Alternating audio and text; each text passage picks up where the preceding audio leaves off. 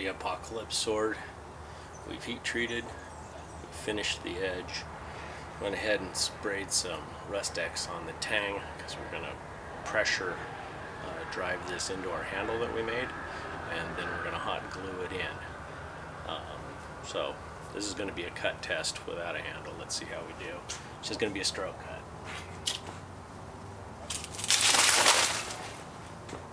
As you can see, took the branch clean off. Nice clean cut, and these things are fibrous and tough. You usually take them off with a saw. So what we've got here is a very sharp sword. So here I'm going to show you the branch again. Here it is. These are pretty tough. It usually takes 2 strokes with a saw to take them off. The fact it came off so easy with the sword, I'm thinking I'm going to start doing my trimming on these with a sword. That was really pretty impressive for in the garage, the minimal amount of tools that we had. And this is really just a belt sander, sanding blocks, propane torch, PVC, some 550 cord. I mean, there's not a lot to this, and then we had less than 6 or 7 tools total that we used on this. So you can do this in your garage. I mean, your capital outlay for tools is less than $100, and your material cost, I said it was a $6 piece of steel. So just heating it up and dipping it in straw the way we did, embedding the surface with the carbon, it paid off. I've done a little more research since then, and I think we might actually do a full carbon coat on the next one. I've read that that's something they did during World War II when they were making bayonets.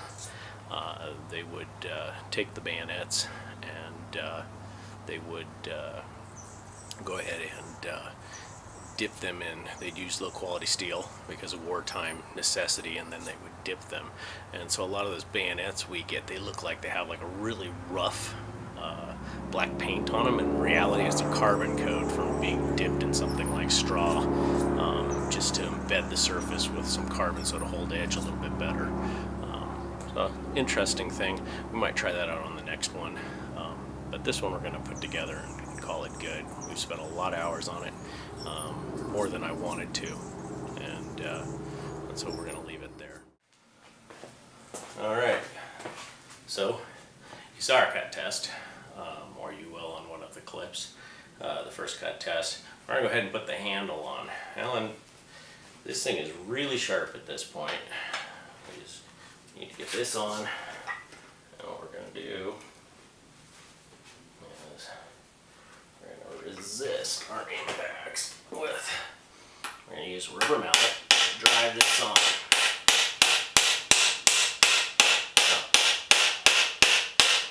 This thing goes on really tight. As I told you before, when we started this, we heated this up in the exhaust of a truck.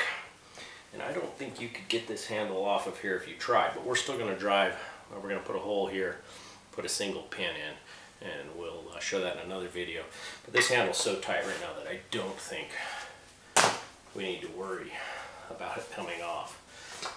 As far as Scabbard, there's been some interest in Scabbard. What we used for the handle was Schedule 40 PVC because it's a lot thicker walled, and so that makes a really good handle, 3/4 inch Schedule 40. For the Scabbard, we're going to press a Schedule 20. It's a very thin walled, same thing, PVC pipe, but the Schedule 20 is a lot thinner, and when we crush it down, it will fit over this blade with some room, and we'll be able to heat compress it to make it tight in a couple of spots, but the blade will slide easily in and out, and the diameter will match the diameter of what we have here, and we'll even be able to use the same kind of capping material to cap it. So the sword will have a nice finished look with just well, really just cents worth of PVC. So for this, for making the Scabbard, covering the blade, we're going to use the Schedule 20 instead of a Schedule 40 because it's thinner walled with the same outside diameter, and so that gives us a little more room, and it'll make a nice Scabbard for this blade. Zombie Apocalypse sword. We're calling this project basically complete. There'll be a few follow-up videos probably to talk about the scabbard making and some of our reflections on the project.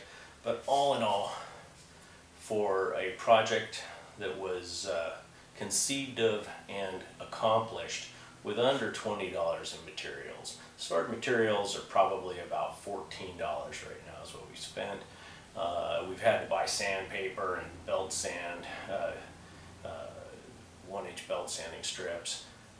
The other stuff we had pieces laying around, or we had old cutting blades laying around, and that was sufficient. But you can do this whole project with very few tools for under $20. And as you can see, very successful. I mean, it was almost hysterically easy to cut through the branches on that oversized palm tree out there. Usually I take a saw to it, and it takes me 2 or 3 good strokes to cut through one. This cut through it in a single stroke. We used less than 6 inches of blade to make that cut. Very impressive how well it's holding the edge so far. Look forward to showing you some cut videos where we're going to give this thing a couple of cut challenges and see how it does. Alright, well, have a great day. Thanks for watching. Zombie Apocalypse sword, final stages. Here we are again, final stages, Zombie Apocalypse sword. We pressed the handle on a few moments ago, as you saw, and we got ourselves a glue gun that cost $1.37 on sale, and we got ourselves glue sticks, and these are $1.29. So $1.29 is all we paid for these. So what we're going to do is we're going to inject the handle with the hot glue from both angles, from the top and from the bottom, before we affix the final cop and put the final pin into the bottom. That'll give the handle a little more rigidity, and there'll be a little more contact between steel and handle, which will absorb harmonic vibrations. If you do any reading on swords, you're going to find out that harmonic vibration is the #1 reason they break or come apart. So you want to absorb those harmonic vibrations, and this rubbery, soft rubbery compound injected into the handle will help absorb some of that harmonic vibration. Because you really don't want your sword singing when you're fighting. If it's ping, ping, ping, like it does in the movies, it means you're hurting your steel. We don't want our sword to do that. We want our sword to cut. It's for the zombie apocalypse, and we're going to need to be able to take on zombies for a long time.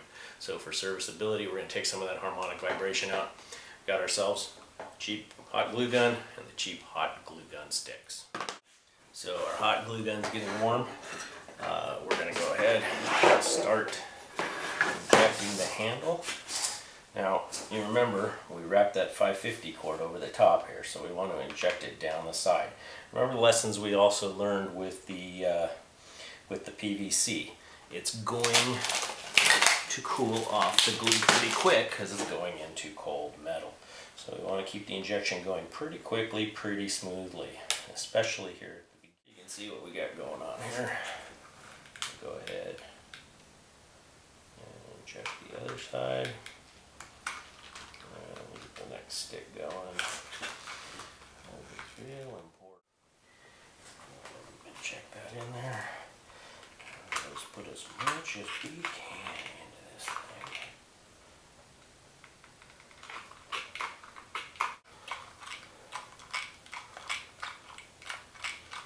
Firm it up.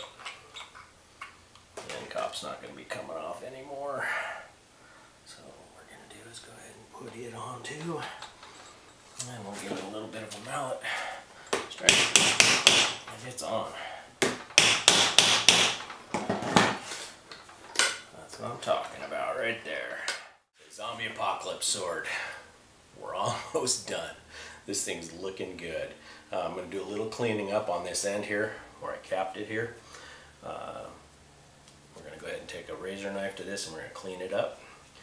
But all in all, we're there. We'll polish up the copper when we're done. Still got to drill and pin this, but the whole thing is together. It's a functional sword now. Well, there's a thought. What are you supposed to do with the Zombie Apocalypse sword when you haven't made the scabbard and it's razor sharp? Gotta find a safe place for this.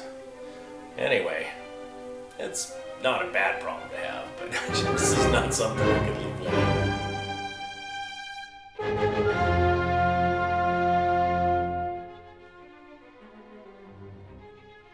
It's a lot sharper than I thought it was. Alright. Alright, we can cut this, guys. Holy cow, that's sharp. Was not expecting it. We used... look at that guy's got 4.5 inches of the blade is all it took to take that branch off on a stroke cut. This would cleave someone's arm clean off. Holy cow.